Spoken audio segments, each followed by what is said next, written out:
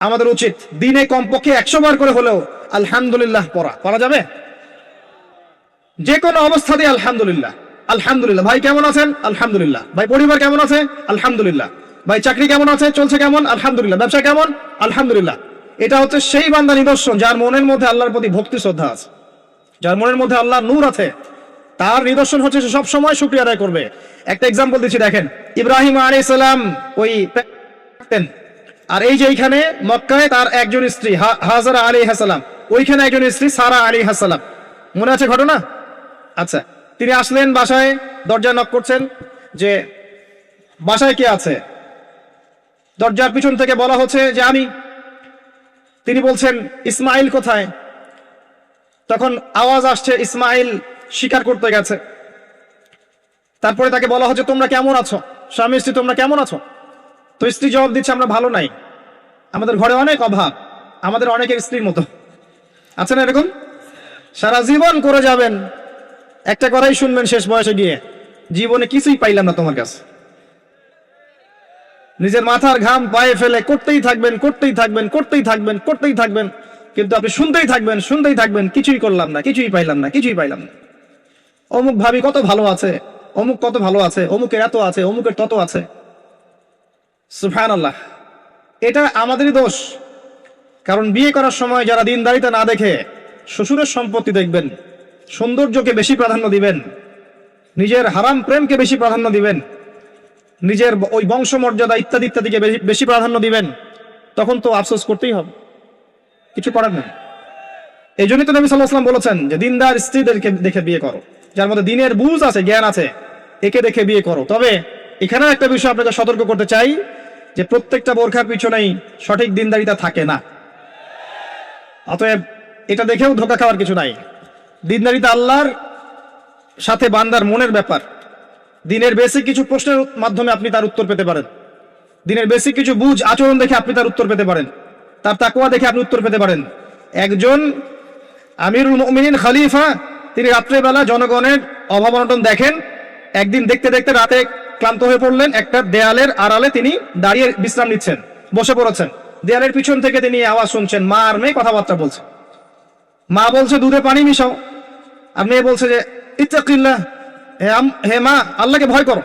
তার মা বলছে এখানে তো ওমর নাই, ওমরের প্রশাসন নাই, ভয় কি আছে, মিশাও পানি মিশাও। তখন এই মেয়ে বলছে ওমর নাই তো কি হয়েছে, ওমর রব আল্লাহ তো জীবিত আছেন, তিনি দেখছেন। ওমর রাদিয়াল্লাহু আনহু পরের দিন ওই বাড়িটা মার করে রাখলেন রাত্রেবেলা। পরের দিন তার ছেলেকে নিয়ে আসছেন এই বাসায়, এসে মেয়ে দেখাচ্ছেন, এই মেয়ে পছন্দ হয় কিনা দেখো। মেয়ে পছন্দ হয়ে গেছে। আমিরুল মুমিনিনের মানে রাষ্ট্রপ্রধানের ছেলের সাথে এই মেয়ের বিয়ে হয়ে গেল। দুধওয়ালি, দুধ ধোয়াচ্ছেন যেই মেয়ে, কি দেখে বিয়ে দিলেন? সৌন্দর্য দেখে? বংশমর্যাদা? শ্বশুরের টাকা? যৌতুক? এই কাজ যদি আমরা করতে না পারি, সংসারে শান্তি আসবে না, তখন কিছু করার থাকবে না ভাই। কারণ এই ফিতনায় একবার ঢুকে গেলে জীবনটা মেসাকার।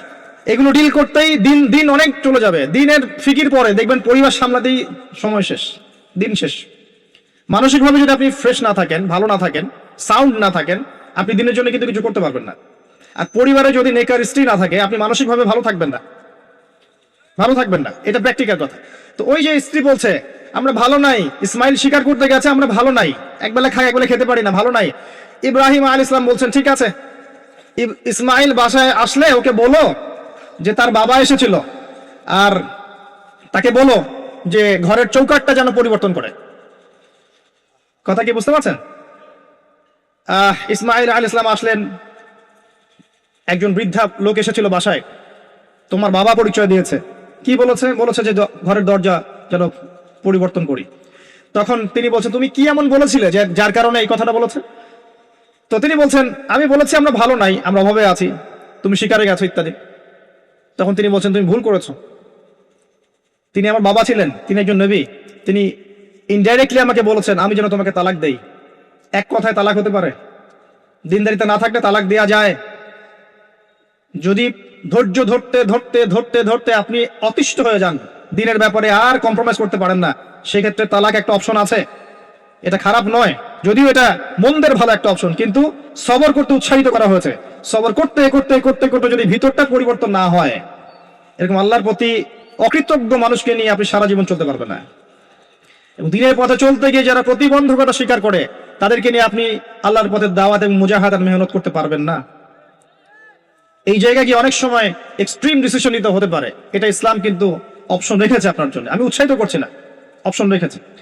এরপরে আবার তিনি আসলেন অনেক বছর পর, এসে আবার নক করলেন যে আসসালামু আলাইকুম। ওয়ালাইকুম সালাম। ইসমাইল কোথায়? শিকার করতে গেছে। তোমরা কেমন আছো? আলহামদুলিল্লাহ, আমরা অনেক ভালো আছি। ঠিক আছে, ইসমাইল বাসায় আসলে তাকে বলো ঘরের চৌকাটটা যেন যত্ন করে আদর করে মহব্বত করে রাখে। কথা বুঝতে পারছেন? এবার ইসমাইল আলাইহিস সালাম আসলেন বাসায়, তার স্ত্রী জিজ্ঞাসা করছে, একজন বৃদ্ধা এসেছিলেন, তোমার বাবা পরিচয় দিয়েছেন, কি বলেছে? বলেছে আমি যেন ঘরের চৌকাটটা তুমি যেন অটুট রাখো, বহাল রাখো। তুমি কি বলেছো? আমি বলেছি আমরা অনেক ভালো আছি। তখন তিনি বলছেন, আমার বাবা তোমাকে অনেক পছন্দ করেছেন এবং তোমাকে নিয়ে আমাকে সংসার করতে বলেছে। এই হলো অবস্থা। শুকরিয়া আদায় যারা করতে পারবে না তাদেরকে নিয়ে চলা মুশকিল। লুকমান হাকিম, যাকে প্রজ্ঞা দেওয়া হয়েছে, তাকেও আল্লাহ পাক আদেশ করছেন তুমি আল্লাহর শুকরিয়া আদায় করো। যে ব্যক্তি আল্লাহর শুকরিয়া আদায় করে, কৃতজ্ঞতা প্রকাশ করে, যে কোনো হালতেই বলতে পারে আল্লাহ আলহামদুলিল্লাহ আমি ভালো আছি। এবং আল্লাহ রাসূল সাল্লাল্লাহু আলাইহি ওয়াসাল্লাম বলেছেন, কখনো উঁচু স্তরের লোকদের দিকে তাকাবে না। যার উঁচু বাড়ি আছে, তোমার চেয়ে উঁচু বাড়ি আছে, তোমার চেয়ে বড় গাড়ি আছে, তোমার চেয়ে বেশি টাকা আর্ন করে, ওদের দিকে দেখবে না, ওদের দিকে চোখ দিও না। বরং তোমার চেয়ে নিচে যারা আছে, দরিদ্র যারা, তোমার চেয়ে যারা দরিদ্র, ওদের দিকে তাকাও। তাহলে তুমি আল্লাহর নিয়ামতের শুকরিয়া আদায় করতে পারবে ইনশাআল্লাহ তাআলা। আমরা যদি হসপিটালে যাই, শুকরিয়া আদায় করতে পারবো না? যে যে হাজার হাজার মানুষ শুয়ে আছে, কারো ক্যান্সার, কারো ডায়াবেটিস, কারো অমুক, কারো তমুক, কারো অ্যাক্সিডেন্ট, কারো এইটা সেইটা, কারো ব্রেন টিউমার, কারো হার্টের সমস্যা, কত সমস্যা। কেউ হাঁটতে পারে না, কেউ বসতে পারে না, কেউ শুইতে পারে না, কেউ শুইলে ঘুমাতে পারে না। আমরা ভালো আছি না? আলহামদুলিল্লাহ, কৃতজ্ঞতা। যখন আপনি আপনার চেয়ে বিপন্ন কোনো মানুষকে দেখবেন, দেখে যদি এই দোয়াটা পড়েন, আলহামদুলিল্লাহিল্লাযী আফানি মিম্মা তালাকা বিহি ওয়া ফাদ্দালানি আলা কাসীরিন মিম্মান খালাকা তাফদীলা। আল্লাহর শুকরিয়া আদায় করছি যে আল্লাহ তোমাকে যে বিষয় দিয়ে পরীক্ষা করেছেন, আমাকে তার থেকে নিরাপদ রেখেছেন এবং হাজার মানুষের চাইতে আল্লাহ পাক আমাকে উত্তম জায়গায় রেখেছেন, ভালো রেখেছেন। এই দোয়াটা যে ব্যক্তি পড়বে, ওই বিপদ তাকে স্পর্শ করবে না ইনশাআল্লাহ। এভাবে আপনি আল্লাহর শুকরিয়া আদায় করতে পারেন।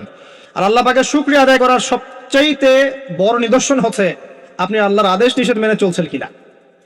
যে ব্যক্তি আল্লাহর আদেশ এবং নিষেধকে মেনে চলছে, এই ব্যক্তি প্রকৃতপক্ষে আল্লাহ শুকরিয়া আদায় করছে, তাই নয় কি?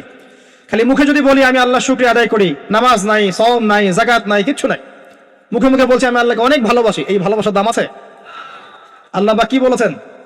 যে তোমরা যদি আল্লাহর ভালোবাসা পেতে চাও, কুল ইন কুনতুম তুহিব্বুনাল্লাহ ফাত্তাবিউনি, আমার অনুসরণ করো। কার অনুসরণ? মুহাম্মদ সাল্লাল্লাহু আলাইহি ওয়াসাল্লামের অনুসরণ করো, তার সুন্নাহ মাফিক জীবন করো। ইনশাআল্লাহ আল্লাহ পাক তোমাদেরকে মাফ করে দিবেন, আল্লাহ তোমাদেরকে ভালোবাসবেন ইনশাআল্লাহ। লুকমান আলাইহিস সালামকে আমি আলাইহিস সালাম বলছি এই অর্থে তার উপর শান্তি বর্ষিত হোক, এই অর্থে বলছি। এরপর পরের আয়াতে লুকমান আলাইহিস সালাম, লুকমান হাকিম, তিনি বলছেন ওয়াইজ ক্বালা লুকমান লিবনিহি, তার সাথে তার সন্তানের একটা কনভারসেশন হচ্ছে। এটা ভালো করে শোনেন, তার সাথে তার সন্তানের একটা কনভারসেশন হচ্ছে। তিনি তার সন্তানকে কিছু নসিহত করছেন, ওয়াজ করছেন। যে নসিহতগুলো আল্লাহ পাকের কাছে এত ভালো লেগেছে, আল্লাহ পাক কুরআনুল কারীমের মতো কিতাবে সেটাকে নিয়ে এসেছেন। কিয়ামত পর্যন্ত এটা থাকবে ইনশাআল্লাহ। কিয়ামত পর্যন্ত একজন বাবা একজন ছেলের এই কনভারসেশন থাকবে ইনশাআল্লাহ। আমরা তো মনে করি সন্তানকে মানুষ করবে তার মা, এখানে আমরা দেখছি সন্তানকে নসিহত করছেন তার বাবা। আমরা ইউসুফ আলাইহিস সালামের ক্ষেত্রেও সেটাই দেখেছি যে সন্তানকে নসিহত করছেন তার বাবা। আমরা কোরআন ঘাটলে দেখি যে বাবা সন্তানকে নসিহত করেন, মা নসিহত কম করেন। জি, ইব্রাহিম আলাইহিস সালাম কথা বলছেন তার সন্তানের সাথে, ইউসুফ আলাইহিস সালামের সাথে তার বাবা কথা বলছেন, লুকমান আলাইহিস সালামের সাথে তার সন্তান কথোপকথন হচ্ছে। তাহলে কোরআন দেখাচ্ছে বাপ কা বেটা, বাপ যেমন সন্তান তেমন। বাপ হবে সন্তানের রিয়েল গার্ডিয়ান, মা তাকে মানুষ করবে, ইলম, প্রজ্ঞা, বাস্তবতা শেখাবে কে? বাবা। আর আমাদের বাবারা এখন মানি মেকিং মেশিন, তারা খালি টাকা আর্ন করার মেশিন। সকাল 10টায় বেরাবে, আবার রাত 10টায় আসবে। সন্তানের সাথে বাবার কোনো মিল মহব্বত নাই, দেখাশোনাই নাই। এটা ঠিক নয়। সন্তানকে মানুষ করতে হবে বাবাকে, তাকে প্যারেন্টিং শেখাতে হবে। আমাদের বাবাদেরকে প্যারেন্টিং শেখাতে হবে, মাদেরকেও শেখাতে হবে। আসেন আমরা এখান থেকে দেখব কিভাবে তিনি তার সন্তানকে নসিহত করছেন। এই নসিহত শুধু সন্তানের জন্য নয়, প্রত্যেকটা মানুষের জন্যই। আমরা এই নসিহতগুলোর মধ্য দিয়ে আমাদের লেকচারের ইতি টানবো ইনশাআল্লাহ তাআলা। আসুন ওয়াইজ ক্বালা লুকমান লিবনিহি, যখন লুকমান হাকিম তার সন্তানকে বলেছিলেন, কি বলেছেন? ইয়া বুনাই, আদর করে বলছেন, হে আমার সন্তান, বাবা শুনো, লা তুশরিক বিল্লাহ। প্রথম নসিহত কি? আল্লাহর সাথে শিরিক করো না। লা তুশরিক বিল্লাহ, আল্লাহর সাথে শিরিক করো না। আমরা আমাদের সন্তানকে প্রথম কি শিখাই? Humpty Dumpty sat on a wall. আমরা শিখাই Jack and Jill went up the hill. আমরাও শিখেছি। জ্যাক একটা ছেলের নাম, জিল একটা মেয়ের নাম, ওয়েন্ট আপ দ্য হিল আপনাদের পাহাড়ে চলে গেল, ওই বান্দরবনের পাহাড়ের কোনায় চলে গেল একটা ছেলে একটা মেয়ে। তারপর কোনায় গিয়ে কি করলো সেটা আপনারাই বোঝেন। তা আমরা ছোটবেলা থেকে বাচ্চাকে শিখাই Jack and Jill went up the hill. কি বুঝলেন? প্রত্যেকটা ক্ষেত্রে সমস্যা। আপনি শরিয়াতে কি শিখাচ্ছেন? আমটি আপনি খাবেন পেরে? কার গাছের আম আপনি পেরে খাবেন? জাত্তার গাছের আম আপনি পেরে খেতে পারবেন? শুরুতে অজগর আসছে তেরে, সন্তানকে ভয় দেখ, অজগর তেরে আসছে। ওই বাচ্চা অজগরের কি বোঝে? শরিয়তে অজগর আসছে তেরে, ভয়, আগে ভয় শেখানো হচ্ছে। শরিয়তে অজগর আসছে তেরে, ভয়, আপনি ভয় পাচ্ছেন, বাচ্চা ভয় পাচ্ছে, রাত্রে ঘুমের স্বপ্ন দেখবে অজগর তেরে আসছে। হ্যাঁ, আপনি বাচ্চার সাথে যে কথোপকথনগুলো করবেন রাত্রে সেগুলো সে স্বপ্ন দেখতে পারে। শরিয়াতে আপনি শিখাচ্ছেন আমটি খাবো পরে, কার গাছের আম পেরে খাবেন? গাছ কি আপনার? যাত্রার গাছের আম পেরে খাবে? সে চুরি করা শিখলো সে। এই তো হচ্ছে এখানে শাব্দিকভাবে পরিবর্তন না আনতে পারলে, নৈতিকতা না ঢুকাতে পারলে সমস্যা তো। আর কালচার এভাবেই চলছে কেন? কেউ মাথা ঘামায় না কেন? সুবহানাল্লাহ, বই পুস্তক এখন টোটালি চেঞ্জ হয়ে দিন চেঞ্জ হচ্ছে। দেখবেন আগে আমরা অনেকগুলো নজরুল কবিতা পড়তাম, কবিতা নাই, আস্তে আস্তে আস্তে আস্তে ভ্যানিশ। একটা ভিতর থেকে একটা আদর্শ আপনাকে ইনজেক্ট করা হচ্ছে। কোন আদর্শ সেটা আপনি খুঁজে বের করেন, এবং যে আদর্শটা রাখা উচিত সেটাকে আস্তে আস্তে মাইনাস করা হচ্ছে। কোনটা সেটা আপনি ভাবেন। সন্তানকে বাবা শেখাচ্ছে ইয়া বুনাই লা তুশরিক বিল্লাহ। কোন পরিবারে এই লুকমান আলাইহিস সালামের মতো পিতা সন্তানকে শেখায় ছোটবেলায়, বাবা আল্লাহর সাথে শিরিক করো না? এটা একটা জায়গায় সম্ভব যারা ইসলামিক লাইনে পড়াশোনা করছেন, মাদ্রাসায় পড়াশোনা করছেন। আর এখানে আমরা এমন হয়ে তাকাই এদের দিকে যে এরা সমাজের সবচেয়ে নোংরা কি নাকি? নাউযুবিল্লাহ। তো দেখেন, আমরা আরো শেখাই, বাবা তোমাকে বড় হতে হবে, নিজের পায়ে দাঁড়াতে হবে, বৃদ্ধ বয়সে বাবাকে দেখতে হবে, মাকে দেখতে হবে, প্রতিষ্ঠিত হতে হবে। আগে আমরা বাচ্চাদেরকে এগুলো শেখাই। আর লুকমান হাকিম তার সন্তানকে শেখাচ্ছেন প্যারেন্টিং। দেখেন, ইসলামিক প্যারেন্টিং, যে প্যারেন্টিংটা আল্লাহ পাক কবুল করেছেন, কোরআনে নাজিল করেছেন, কিয়ামত পর্যন্ত থাকবে ইনশাআল্লাহ। বাবা আল্লাহর সাথে শিরিক করো না। আগে সন্তানকে শেখান শিরিক কি জিনিস, তাওহীদ কি জিনিস। তখন বাবা সন্তান প্রশ্ন করবে, বাবা শিরিক কি? তখন আপনি আস্তে আস্তে ওর বুঝ অনুযায়ী ওকে বলবেন। ওর বয়স যদি 5 বছর হয় একটা কথা বলবেন, 10 বছর হলে আরো বেশি বোঝাবেন, 15 হলে আরো বেশি বোঝাবেন। যখন ম্যাচুরিটি যেমন তেমনি বোঝাবেন। যদি ম্যাচুরিটি হয়ে যায় আপনি বোঝাবেন যে বাবা শোনো, শিরিক মোটামুটি 3 রকম হয়ে থাকে। মানুষ কথায় শিরিক করে, কাজে শিরিক করে, এবং মানুষ বিশ্বাসে শিরিক করে। যেমন কেউ যদি মনে করে বাবা যে আল্লাহ বলতে কেউ নাই, তাহলে শিরক হবে। কেউ যদি মনে করে সৃষ্টিকর্তা আল্লাহ নয় অন্য কেউ, তাহলে শিরক হবে। কেউ যদি মনে করে যে আল্লাহর পাশাপাশি আরো সৃষ্টিকর্তা আছে, তাহলে শিরক হবে। সন্তান বুঝবে না, একটা স্কুলের বাচ্চা বুঝবে না, ক্লাস 9-10 বাচ্চা বুঝবে না, কলেজের বাচ্চা বুঝবে না, একদম ছোট বাচ্চা কিছুই বোঝে না, ওকে বোঝানো যায় না আল্লাহ তোমাকে সৃষ্টি করেছেন, আল্লাহ ছাড়া কেউ নাই সৃষ্টিকর্তা। আল্লাহ তোমাকে সৃষ্টি করেছেন হয়তো বুঝবে না, আল্লাহ তোমাকে বানিয়েছেন, ও বুঝবে না। আল্লাহ তোমাকে বানিয়েছেন, এই দেখো বাবা বাড়িটা আমরা বানিয়েছি, তোমার বাড়ি আমাদের বাড়ি আমরা বানিয়েছি, বুঝবে না। আল্লাহ তোমাকে বানিয়েছেন, তুমি মায়ের পেটে ছিলে, সেখান থেকে আল্লাহ তোমাকে দুনিয়ায় নিয়ে এসেছেন, বুঝবে না। বাচ্চাদের একটা ফিলোসফি থাকে, বাচ্চারা অনেক কিছু বোঝে, জানেন, বাচ্চারা অনেক কিছু বোঝে। একটা বাচ্চাকে আপনি বলেন প্যান্টটা খোলো, তো ও খুলবে না জীবনেও। একটা বাচ্চাকে বলেন এই তোমার প্যান্টটা খোলো, দেখি তুমি মুসলমানি করেছো কিনা। আমরা মজা করি না ছোটবেলায়, বাচ্চারা খুলতে চায় না, কারণ এই যে লজ্জাশীলতা আল্লাহ পাক দিয়ে তাকে পৃথিবীতে পাঠিয়েছেন। বাচ্চাদের ফিলোসফি আছে, এটা নিয়ে যারা বাচ্চাদেরকে নিয়ে পড়াশোনা করে, আপনার কোর্স করায়, ট্রেনিং দেয়, তাদেরকে জিজ্ঞাসা করেন। বাচ্চাদের সাথে শুদ্ধ ভাষায় কথা বলতে বলা হয়, বাচ্চাদের সাথে শুদ্ধ ভাষায় কথা বলতে বলা হয়, যাতে ওরা শুদ্ধ ভাষা শেখে। বাচ্চাদের সাথে বাচ্চাদের মতো আচরণ করতে নিষেধ করা হয় এখন, তাদের সাথে ম্যাচিউর আচরণ করতে উৎসাহিত করা হয়, তারা শিখবে বাস্তবতা কি জিনিস। বাচ্চাদেরকে বেশি বেশি খেলাধুলা করতে উৎসাহিত করা হয়, খেলার মধ্য দিয়ে নেতৃত্ব দেওয়ার গুণাবলী অর্জন হয়। ওদেরকে মাঠে খেলতে দিতে হয়, বৃষ্টি কাদায় মাখামাখি করতে দিতে হয়, ওরা বুঝবে। গায়ের সাথে যখন মাটি লাগবে, প্রকৃতির সাথে মিশবে, ওরা হৃদয়টা বড় হবে। দেখবেন মুহাম্মদ সাল্লাল্লাহু আলাইহি সাল্লামকে যখন তিনি জন্ম নিয়েছেন, প্রথম 4-5 বছর তাকে ওই আরবের বেদুইনদের কাছে রাখা হয়েছে। ওখানে তিনি ভাষা শিখেছেন, মরুভূমিতে দৌড়িয়েছেন, খেলেছেন, ফিজিক্যালি স্ট্রং হয়েছেন, ভাষা শিখেছেন, শুদ্ধ কথা শিখেছেন।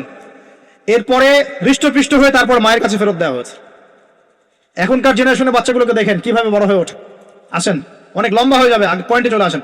বাচ্চাকে বোঝানো যায় না যে এর বয়স হিসেবে আপনি বুঝাবেন যে কেউ যদি মনে করে যে বাবা আল্লাহর পাশাপাশি অন্য কোন সৃষ্টিকর্তা আছে যে তোমাকে বানিয়েছে, তাহলে শিরক হয়ে যাবে। আর শিরকটা হচ্ছে এমন একটা পাপ। শিরকটা কি আব্বু জিজ্ঞাসা করবে, বাবা শিরক এমন একটা পাপের নাম যেই পাপটা আল্লাহ পছন্দ করেন না। এটা একটা খারাপ জিনিস। পাপ হয়তো বুঝবে না, শিরক একটা কি জিনিস? খারাপ জিনিস। শিরক খারাপ। তোমাকে আমি আদর করছি আব্বু, এটা ভালো না? বলবে হ্যাঁ ভালো। তোমাকে যদি একটা থাপ্পড় দেই, খারাপ না?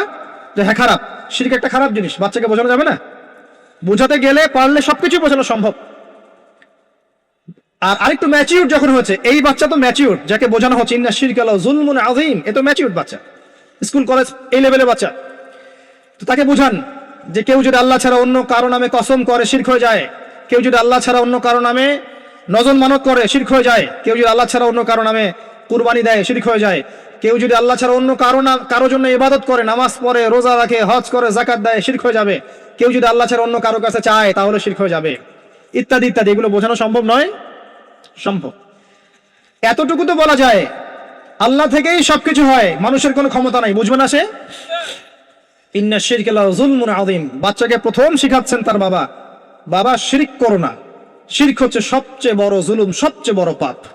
আর আমরা আপনাদেরকে বলছি, শিরকের পাপ নিয়ে কেউ যদি মারা যায়, 99% সম্ভাবনা সে ব্যক্তি জাহান্নামে যাবে। 99% সম্ভাবনা কেউ যদি শিরকের পাপ নিয়ে মারা যায়, 99% সম্ভাবনা হচ্ছে সে ব্যক্তি জাহান্নামে যাবে। কারণ আল্লাহ পাক শিরকের গুনাহ ছাড়া যে কোনো গুনাহ মাফ করতে পারেন, শিরকের গুনাহ আল্লাহ পাক মাফ করেন না। শিরক ছাড়া যে কোনো গুনাহ আল্লাহ যাকে ইচ্ছা মাফ করতে পারেন। আমরা কি শিরক করব? তাওহীদ শিখবেন। একটা বইয়ের নাম বলে দেই, পড়ে নিয়ে তাওহীদ শিখতে পারবেন। বইটার নাম কিতাবুত তাওহীদ। কি নাম? কিতাবুত তাওহীদ। এখানে শিরকের সমস্ত ক্লাসিফিকেশন দেয়া আছে। কি করলে, কি চিন্তা করলে, কি বললে, কি আমল করলে শিরক হবে, সব লেখা আছে।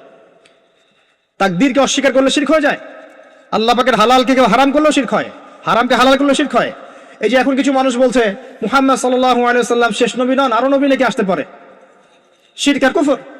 কেউ বলছে যে ভাগ্য বলতে কিছু নাই, আমি নিজেই যা করবো তাই ভাগ্যে লেখা থাকবে, শিরক হয়ে যায়।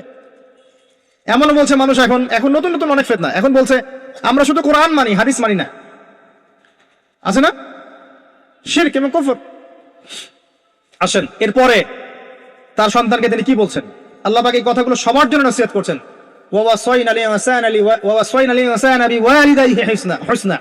এরপর আল্লাহ পাক বলছেন মানুষকে আদেশ করা হচ্ছে যেন মানুষ তার পিতা মাতার সাথে সুন্দর আচরণ করে। তার মা তাকে কষ্টের পর কষ্ট সহ্য করে গর্ভধারণ করেছে। তাকে প্রসব করেছেন এবং 2 বছর দুধ পান করিয়েছেন। আনিশকুরলি, মানুষকে আদেশ করা হচ্ছে যেন মানুষ আমার শুকরিয়া আদায় করে। আল্লাহ পাক বলছেন ওয়ালি ওয়ালিদাই, এবং তার পিতামাতার শুকরিয়া আদায় করে।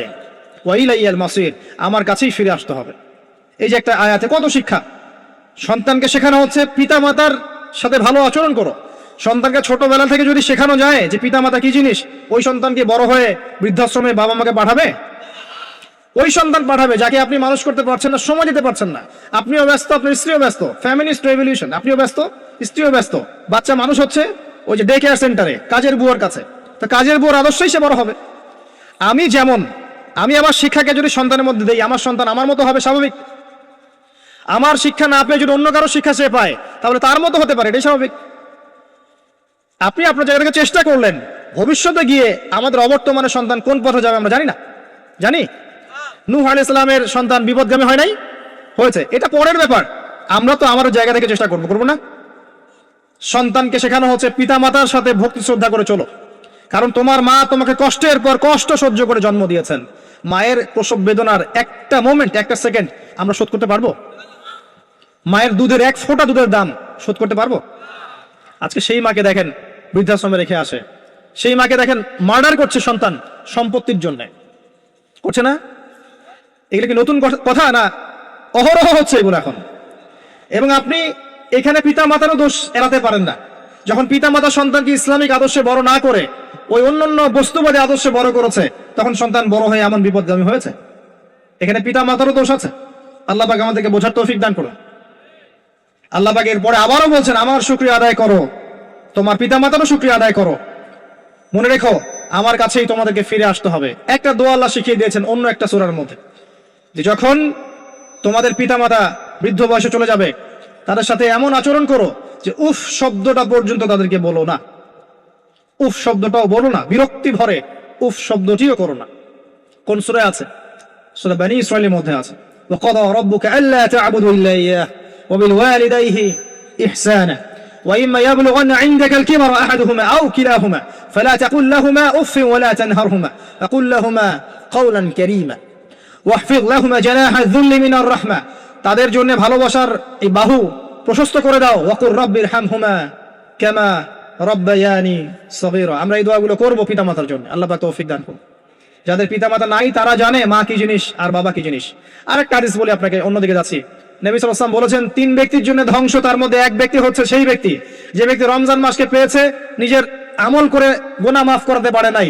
2 নম্বর সেই ব্যক্তি যে ব্যক্তি বৃদ্ধ পিতামাতাকে পেয়েছে, দুজনের একজনকে পেয়েছে বা দুজনকে পেয়েছে, তাদের খেদমত করে জান্নাত লাভ করতে পারে নাই। আর 3 নম্বর সেই ব্যক্তি যার সামনে নবীর নাম উচ্চারণ করা হয়, নাম শুনে সে দরুদ পড়ে না, সাল্লাল্লাহু আলাইহি ওয়াসাল্লাম বলে না। এখানে আছে পিতামাতাকে পেয়েছেন, তাদের খেদমত করে জান্নাত লাভ করতে পারছি না, আমার জন্য ধ্বংস, বলুন নাউযুবিল্লাহ।